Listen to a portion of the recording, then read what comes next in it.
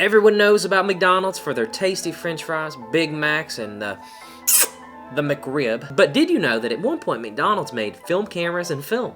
Sort of. The only problem with that was 30 years ago and I was 3. So I didn't have a time machine, so I hopped on eBay to see if I could find one of those old cameras. Lo and behold, I was able to find a sexy lime green variant of McDonald's wonderful Concorde square-shaped camera. So I bought the camera. It came in its original packaging with a little card that said what the camera was. And McDonald's Canada sold these cameras as a way to raise funds for a charity. So no matter the performance of the film and the camera, we won't be too hard on McDonald's. But I bought the film. It was in its plastic baggie with a roll of film. And so you know, and this is not the original film that I shot, and I have a roll of film similar to the roll of film that I shot in the McDonald's camera. It's a roll of Lomography Tiger 200 film. Now the roll of film inside the McDonald's camera, I have no idea who made it. The film was completely indescript, no markings of any sort, but this roll of 110 film is very similar. 110 film is a cartridge-based film. You can see I'm holding it up right now.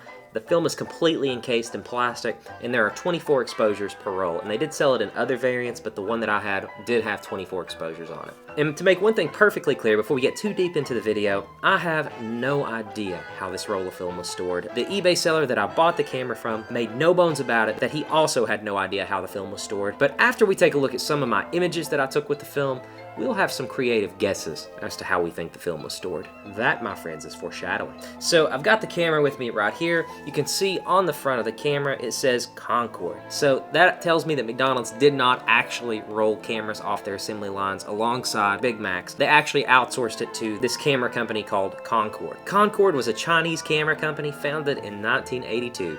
And they specialized in making super low-end, plasticky, fantastic-y cameras like the camera from McDonald's. From the build quality, you would never guess that these cameras were made in China, exported overseas, and sold under various brand names, Concorde being one of those. So I took Old Yeller out into the wild and began shooting what I only hoped would become modern, artistic, abstract masterpieces with the Concorde Speciale. So I cocked the camera with this little thing here, and for the first shot, I didn't even know if the camera was firing because the shutter was so limp and uninspiring. I'm sure that a girlfriend has said that about me. But anyway, I wasted one of my precious, moldy, crusty exposures on this masterpiece. I was just trying to make sure that the shutter was actually firing. And it was.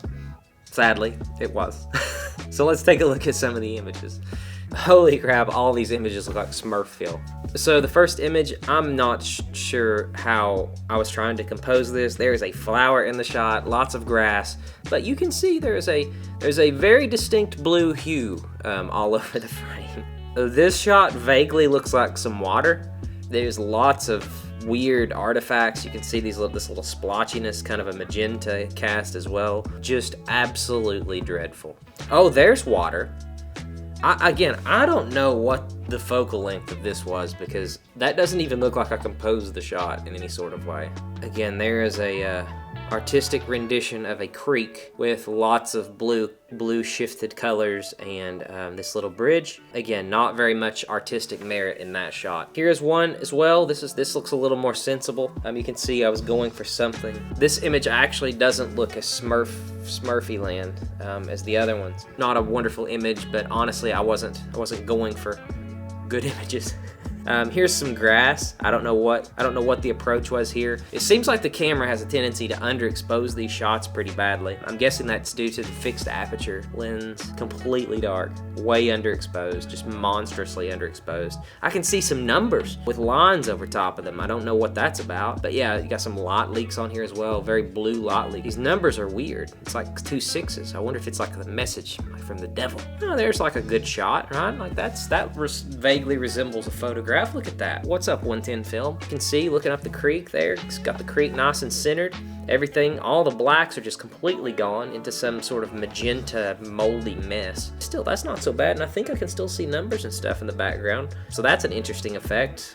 We're gonna go with it. There's another shot of the creek. This is one I took in portrait orientation. Again, you can actually see some color. It looks like it was properly exposed. I'm sure something was happening there, but I see some numbers again, upside down. Maybe another message from the devil. It's like a Ouija board. It's like a Ouija camera, right? Again, just completely dreadful framing here. I had this leading line off into the distance. I didn't properly center it. I wonder if the camera and the lens are like properly aligned, or like the film was properly aligned, or maybe I just suck at photography. That's possible. It's possible.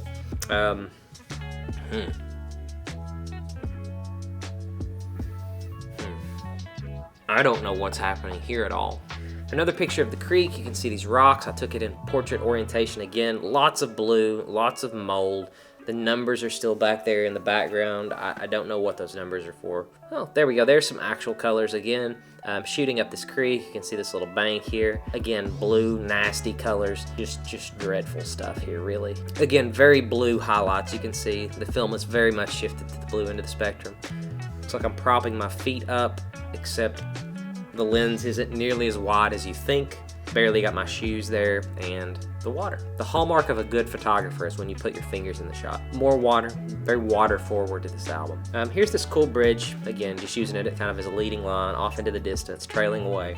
Again, very blue color. Oh, here are those flowers. The only halfway decent shot on the roll. And I can see like an X through there, lots of satanic messaging in the image, mold in the background, noise, lots of grain, lots of color shifts. So now that we've taken a look at the images, does anybody want to take a guess how we think the film was stored? So after taking a look at those images, like those were pretty unremarkable, if we're being honest. It looks like the film, at least to my eye, was not taken care of properly at any point in the last 30 years. Maybe it was stored in a sauna, maybe it was stored in somebody's attic. Either way, the images were absolutely dreadful. And it wasn't just my compositions.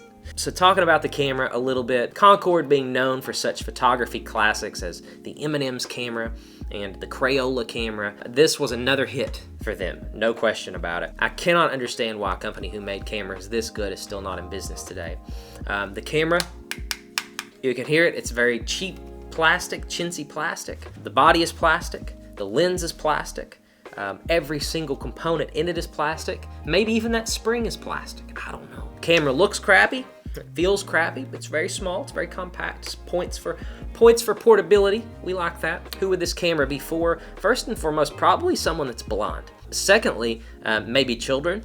If you want any sort of quality imaging, I'm probably going to stay away from a camera like this. Although I am going to run a roll of Lomography Tiger 110 through it, and we will feed the camera ample light so that we can see what this camera can really do. 110 film is a very small frame film. It's not going to yield the resolution, especially when going through a plastic fantastic lens. And I mean, we joked a lot in this video, but in all seriousness, the camera probably wasn't the reason why those pictures turned out so badly. Probably due to the fact that it looked as though the film had been infected with some venereal disease over the past 30 years. The film was not in good condition. And I think this warrants a small discussion as to why that is. Color negative film is interesting. Like dinosaur bones, the chemicals that they put on photographic film are organic. And so organic chemicals, over time, they degrade. And most companies, when they make color negative film, they're laying down 3 layers, a red layer, a green layer, and a blue layer. Except for Fuji, because Fuji's extra.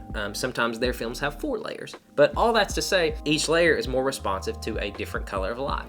And you can see that these images were very much shifted towards the blue end of the spectrum, which tells me that the blue layer of the spectrum was probably more resilient, right? And it was the other layers of the film that had shifted and had degraded over the past 30 years of not being taken care of. So what you were seeing was a very, very color shifted film due to the degradation of some of the color layers in the film. And there's a very good lesson in this as well. If you have film and you don't plan on shooting it for a while, throw it in the fridge, because putting your film in the fridge, like your hamburger meat, makes it last longer. And if you freeze it, it will last a really long time. So put your film in the fridge, put your film in the freezer, and you'll be able to shoot it for a lot longer because it slows the degradation of those color layers and will keep it from having those nasty, nasty shifts that you saw in my images. But this film was 30 years old and it looks every day of it, much like me. But you know, that's one of the cool things about film, is trying out new things, taking new films out, and the unpredictability of the results that you can sometimes get. So I don't think we're gonna be adding any of these images to my portfolio anytime soon, but I had a really good time taking this weird, quirky McDonald's camera out, checking it out, and trying out 110 film for the first time. But if you want to see other weird, quirky film cameras and films, check out my film photography iceberg video.